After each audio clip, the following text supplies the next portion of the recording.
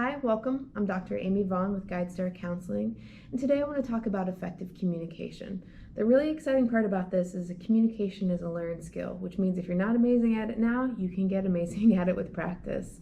And so here are some tips to improve your relationships with your family, significant other, work, all of that. The first tip is listen to hear.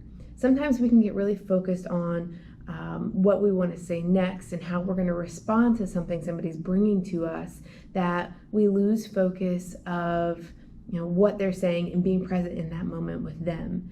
And so really want to focus on being there, really trying to understand what it is that person's saying to you. And the next thing to go with that would be using some sort of reflective listening or repeating back to the person what you heard. And that lets that person know that you're really paying attention and you're trying to get them. It gives them an opportunity to correct any kind of misunderstandings that might be happening and allows them to hear their own words coming back to them.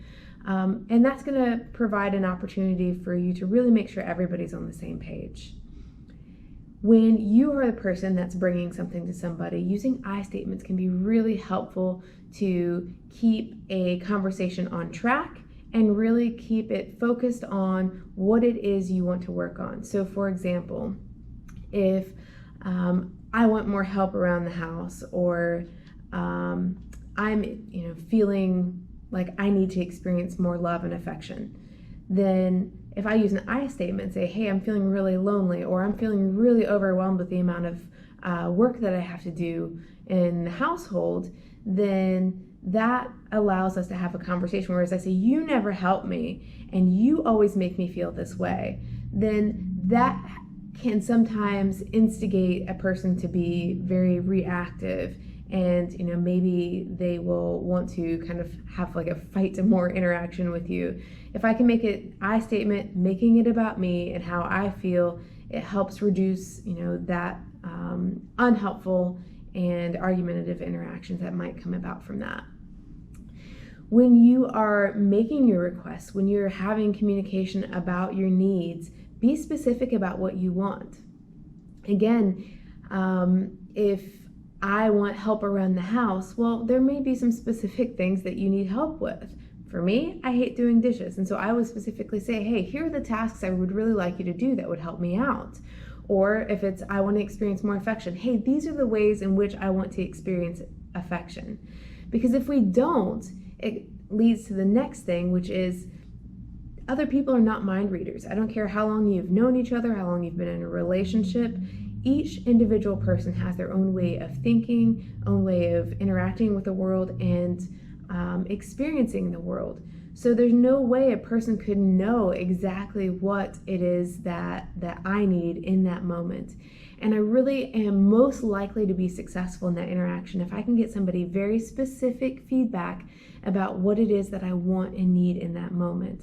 It also gives me an opportunity later on down the road to say, hey, we talked about these things. I asked for X, Y, Z things, and those things aren't happening. What are we going to do about that? And possibly the most important thing is, while it's really important to have boundaries, we don't want to, let somebody violate our boundaries or to do anything that we don't want to do. We have to keep in mind, what is more important, being right and getting my way, or maintaining a healthy relationship and, building that positive communication. If we get so focused on being right and having to have the last word or getting my way about something, it can really damage the relationship, because at that point we're no longer thinking about the other person and what their individual needs are. If we can get a compromise, that's great, that's ideal. Sometimes there's not going to be a compromise. Sometimes there is no good answer. And so the best thing we can do is really communicate our needs effectively and try to help one another understand where the other one's coming from. And that is going to be the best way to build your relationships. I hope that you found this helpful. If you did, please like the video. Feel free to subscribe. If you have any questions, post them below and I'll answer them for you.